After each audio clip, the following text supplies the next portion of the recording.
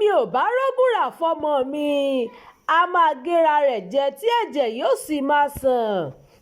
Ọ̀pọ̀ ìgbà ni àwọn ènìyàn ti gbà mí nímọ̀ràn láti gbé oògùn fún ọmọ mi jẹ kó lè lọ bá a sinmi.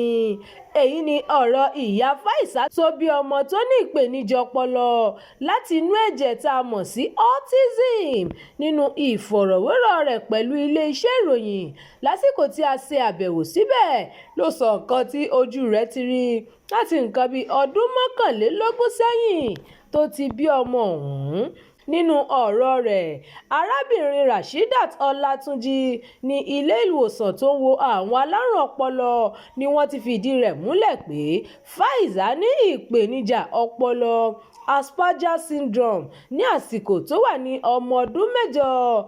Ọlátúnjí ní kété tí ọ̀rọ̀ yìí ṣẹlẹ̀ ní wàhálà dé nítorí bàbá rẹ̀ tó ti di olóògbé nísìnyí dá ẹ̀bi ọ̀rọ̀ náà lé òun lórí. Gẹ́gẹ́ bí ìyá Fáìsá ṣe sọ, kò pẹ́ púpọ̀ ni bàbá rẹ̀ náà fi ayé sílẹ̀ lọ.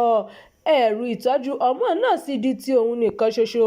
Oríṣiríṣi ìgbà ni ojú òun ti rí àwọn nǹkan ìbànújẹ́ lórí ọmọ náà, ṣe ti ọjọ́ tí àwọn onílé dà wá síta ni tàbí ọjọ́ tí àwọn onímọ́tò já wa sílẹ̀ láàrin ọ̀nà. Arábìnrin Ọlátúnjí tún fi kún pé ọ̀pọ̀ ìgbà ni àwọn mìíràn á gbòun níyànjú láti gbé oògùn fún ọmọ náà jẹ kí ó lè bá a lọ sinmi. Ó ní wọn a máa sọ fún òun ni pé òun náà ní ayé tiẹ̀ láti ṣe, wàá tún ọkọ fẹ́, ṣé bí wàá ṣe máa fa ọmọ yìí kiri lèyí.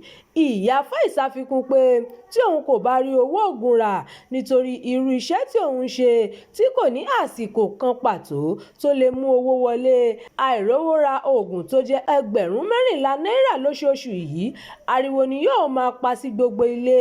Fún ìdí èyí, iṣẹ́ àgbàṣe ni òun ṣe, bíi ká báwọn ènìyàn fọ ilé tàbí nígbà mìíràn kí n tẹ̀lé àwọn ẹlẹ́ran láti lọ́ọ́ máa yọ ìfun ẹran kí n fi lè rówó tọ́jú òun àti àwọn àbúrò rẹ̀.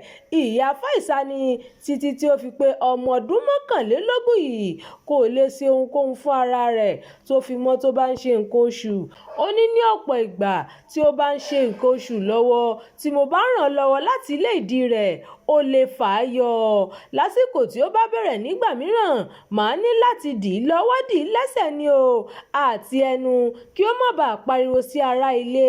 Tí mo bá ṣe èyí tán màá wá bú sẹ́kún. Kọ́lọ́hun má fọmọ wa pa wá lẹ́kún ni o, kó jẹ́ kí gbogbo àwọn abiyamọ jèrè ọmọ. Arábìnrin Ọlátúnjí tún fi àsìkò yìí rọ àwọn òbí tó bá ní irú ọmọ yìí kí wọ́n máa ní sùúrù o, kí wọ́n sì má máa dé wọn mọ́lé, kí wọ́n jẹ́ kí àwọn ọmọ náà máa jáde. Ọlọ́run ọba má fọmọ pa wá lẹ́kún, kó sì jẹ́ kí gbogbo àwọn òbí ó jèrè ọmọ wọn pátá. Ìròyìn fún ti àkókò yìí kò ní jù báyìí lọ. Ẹ má gbàgbé láti tẹ̀lé ìkànnì yìí, ẹ máa bá wa pín ká kí ẹ sì fi èròǹgbà yín sí abala àríwísí.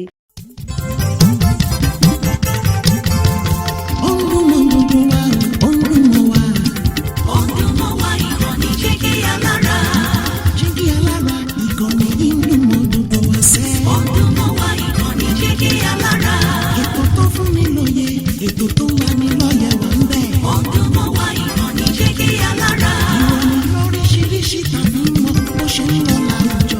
Ọdún mọ́ wá ìkànnì Jígí Alára. Ìkànnì Jígí Alára. Jígí Alára. Jígí Alára.